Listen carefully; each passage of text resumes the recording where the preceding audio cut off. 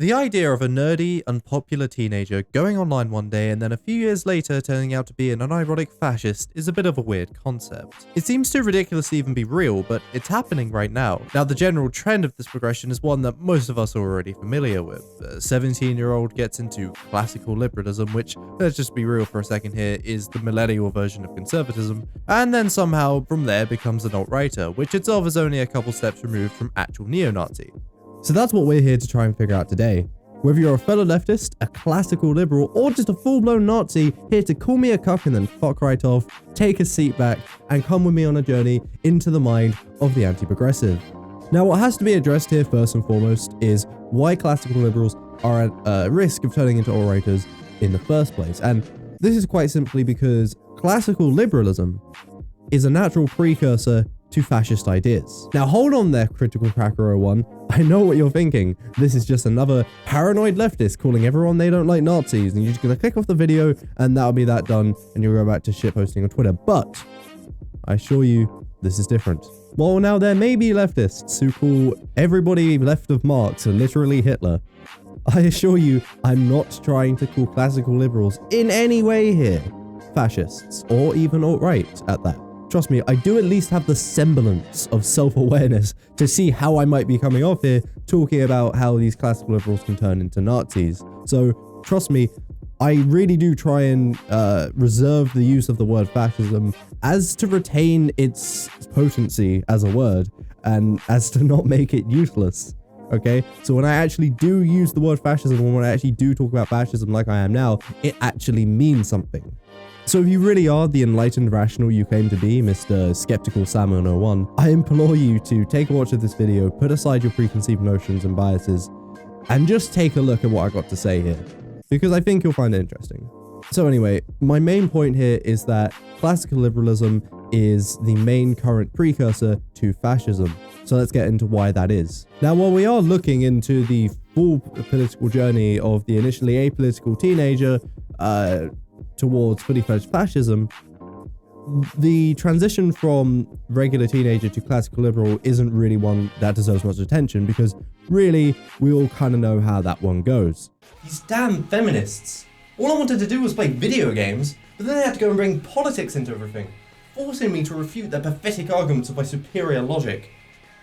Yes, as an enlightened classical liberal. So instead, we're going to be focusing on the transition between classical liberal and alt-right, and not really as much that step between alt-right and fascism, because that in itself is a much smaller, self-explanatory one. I'll also say as another disclaimer, I'm at no point here saying that even though in this journey that we're talking about here, neo-Nazi may be the final destination, that does not mean everybody who takes any step down this path will inevitably reach the end. There are plenty of classical liberals today who will never become alt-right or fascist, and there are many alt-righters who will never become neo-Nazis. But the thing is, we don't care about those people. We're not talking about those people. We're talking about the ones who actually do go from classical liberal to alt-right. That's what this video is about. So what is it about classical liberalism specifically that makes it a precursor? Well, for a start, classical liberals and alt-righters already think along the same lines politically, in that they're already opposed to the same things primarily, that being the progressive left, aka social justice warriors. So both of these groups focus on the same problem. What differs mainly is what they would actually do to society, which is of course still radically different. So in this sense, you could kind of say that the classical liberal is to the alt-right what the Bernie bro is to communism. Classical liberalism sets the foundation for the alt-right. It gets them thinking about the same things in the same contexts. So all it really takes from there is an alt-righter to come along and augment those views with the groundwork already done. To give you an idea of what I mean here, let's look at some classical liberal talking points. Firstly, there's the idea that the feminists and sometimes even the socialists control the media. The left-wing journalists, who invariably identify as a form of socialist, are naturally remarkably sympathetic to communists. Now, this is pretty obvious why it matters. The classical liberalism already sees themselves, and sometimes even their race, as under attack by the mainstream media, under the guise of progressivism. The only alt-right twist here is that this perceived media domination by the left is being done to subvert Western culture for the goals of the globalists. And already, we're on another point that we need to bring up. Shared use of buzzwords. So like I just said, Western values and globalism, these are words frequently used in both classical liberal and alt-right groups. The only difference is that the alt-right uses different connotations around these words, but they're not too hard to implant into the classical liberal mind. When a classical liberal uses the term Western values, they mean free speech, religious tolerance, not being censored, etc., etc. You know, liberalism. But when an alt-righter uses the term, they're obviously focusing more on the racial components, having Western values coincide with white values, whatever that means.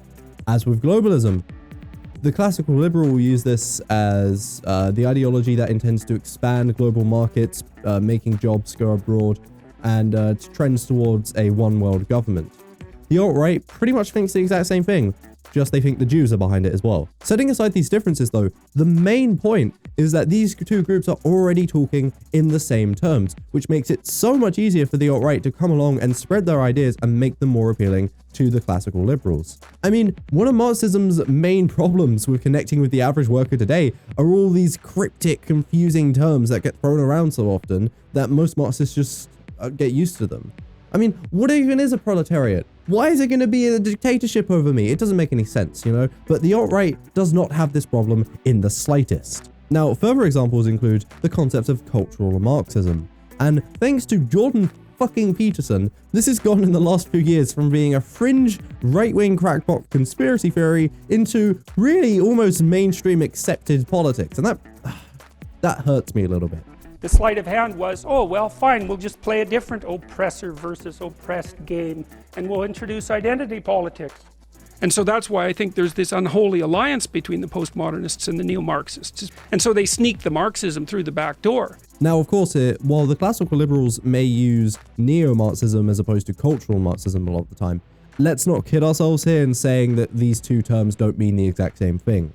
The only real difference between how the alt-right use it and the classical liberals use it is that with the alt-right, there's some kind of involvement of a elite, deep state, undercover globalist bullshit to, you know, subvert Western values again. And already we're back to the point about shared buzzwords. There's also the fact that limiting immigration gets repeatedly made out as a very important point among classical liberals, and I'm sure I don't need to explain to you why that works in the benefit of the alt-right. I'll stress again, the actual mindset of the classical liberal as a person is still very different from that of the alt-right, and we'll explain about that later. However, this rhetoric that they consume very much acts as a lubricant, if you will, towards transitioning to the alt-right. They even use the same goddamn memes, so it's so easy for these two groups to act with instant familiarity towards one another. And that's all I'm really saying here, is that the classical liberal cannot help but see the alt-right with familiarity compared to any other ideology but their own. So if they're going anywhere, it's going to be the right. But you know, perhaps we shouldn't have got this far into the video without talking a little bit about what fascism actually is. And I feel like misconceptions around the term can lead to classical liberals being more vulnerable to fall to the alt-right. You see, these people aren't going from freedom-loving classical liberals one week to all social functions must be carried out through the state the next. You know, this is very much the Mussolini-type fascism that most of us are already familiar with.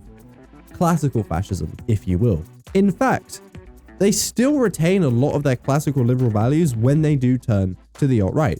For instance, free speech. What really begins this trend towards alt-right is when ideas manifest such as placing national or racial interests above all else. In minor examples, we'll get economic civic nationalism, which a lot of classical liberals self-identify as today, and we'll talk about that more in detail later. In more extreme examples, we get these people worrying about racial demographics or trying to preserve their racist culture or something ridiculous like that. Now, this classical fascism only ever really flourishes among these people when society goes into deep crisis. They already hold the view that we must preserve our nation or race's interests or whatever, and during times of turmoil, they come to the conclusion that the only way to do so is via a totalitarian government to restrict personal freedom so people can stop acting in ways that's apparently destroying society. Most members of the alt-right will today hold few of these views. You only really get this from the fringe parts of Pol on 4 or 8chan.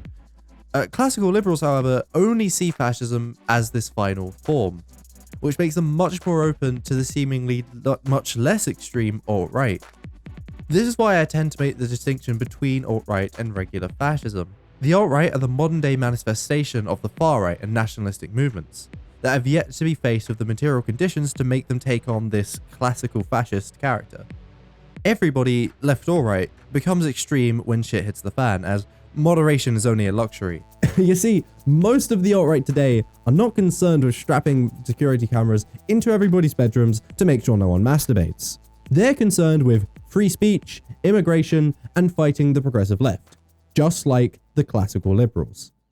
Now, we've talked a lot about what makes classical liberals susceptible to fascism, but not what actually makes them take that transition. The first way is played out almost like a depressing historical reenactment, and that is liberals being pushed to the right by the threat of left-wing populism during times of crisis, and in today's context, that takes the form of Antifa. This tends to be the main way that liberals end up as fascists, because at the end of the day, they hate socialists just a little bit more than they do fascists, or so it would seem when we look at history. Am I generalizing this to all classical liberals today? No. But what I am saying is that when we do look at history, this is just objectively what happens. Why is this though? The classical liberal frequently takes on the centrist position in relation to the conflicts between these groups, saying both are just as bad or just as wrong as each other. However, there's one important difference that pushes the classical liberal in one direction over the other. The far right still support free speech, because of course they do. It's the only way they can get their views heard. And opposed to the evil Soros-funded Antifa, who apparently physically assault everyone who disagrees with them, as the classical liberal considers free speech to be one of the most important values in society, they become more sympathetic towards the fascists. From here, steps can be taken to justify their descent into the far right with being in opposition to Antifa. I'm just defending free speech, and if that means buddying up with the fascists to defeat Antifa, then so be it. This type of slide to the right happens much more en masse during times of crisis, but usually not for the reasons of free speech like now. Remember when we were talking about classical fascism? In times when society might be brought to its knees due to economic crash, communist movements obviously rise in popularity. In contrast to this, so do fascist ones, and to the classical liberal who still sees socialism and fascism as the exact same thing, what appeals to them most out of the two options, who are more or less fighting a civil war on the streets? The communists intend to abolish private property rights, while the fascists intend to preserve them. Free speech is out the window, we're well past that. And the fascists will tell you that that's all the left's fault for trying to destroy it in the first place, and as such they can now only be met with force in order to safeguard the West. The liberal, still holding whatever it is they consider to be the West up to a high regard, sees the communist movements as a much bigger threat to that than the fascist ones, and as such reluctantly sides with the far right. This scenario, of course, doesn't really apply to today. We're still in the early stages of this development, but it's not too far-fetched to say that by the time the next economic crash hits, it could be something we're realistically faced with. For now though, however, we're left with classical liberals holding free speech up to such a high regard that they're willing to sympathize with racists over progressives simply because the left doesn't think it's an amazing idea for fascists to be given a chance to expand their movements. Coupled with having to stop Antifa at all costs is the beginning of entering the nationalistic mindset, and this is mediated at first with civic nationalism. Put simply, civic nationalism is believing that your nation's economic interests should be put above all, without thinking that your nation is in any way superior to any other, like you would with regular nationalism. This is usually in relation to international trade deals, preventing jobs from going overseas, and trying to restrict immigration. Many classical liberals already consider themselves civic nationalists, and it's this mindset that is nurtured by civic nationalism that primes them to be converted to the alt-right. Put your nation's interests first, because of course you would. You live there, it's your nation, you want it to be prosperous, don't you? That's just common sense. And you see, when you've already accepted that line of logic, it's not too hard to apply the same reasoning to your quote-unquote tribe, when you've already been convinced that that's still a useful way of describing how people act in society today. And as you probably guessed, tribe ends up pretty much meaning the exact same thing as race. It of course always starts with the softer ideas. At first, maybe you just want to end positive discrimination because it hurts white people getting job opportunities. Then maybe you want to try and preserve white demographics by restricting immigration, which you already wanted to do anyway because you're a civic nationalist and you believe that's good for the economy. Then eventually you want a homogeneous ethno-state for your peoples because if the filthy Jews get one, then goddammit you want one too. Now I get that some of you are tempted to cry a slippery slope fallacy at me here, so I'll reiterate for I think the third time now that I'm not saying this applies to all classical liberals. There are still plenty of civic nationalists even who still see the absurdity in wanting to preserve goddamn racial demographics, but those aren't the people we're talking about. We're talking about the people who do fall for this rhetoric and do become alt-right, more or less following the path that I've laid out in this video, which is why it's important to explain and understand it. All I wanted to do was to protect free speech and enlightenment values, but these leftists are just out of control. They won't stop until Western civilization is on its knees. They're unwittingly playing into the plans of the globalists, or is it really unwittingly? If they're being paid by Soros, maybe they know exactly what they're doing. Maybe they're so consumed by white guilt that they want to intentionally flood Europe with immigrants. Well, there's only one way to fight white guilt, and that's white pride.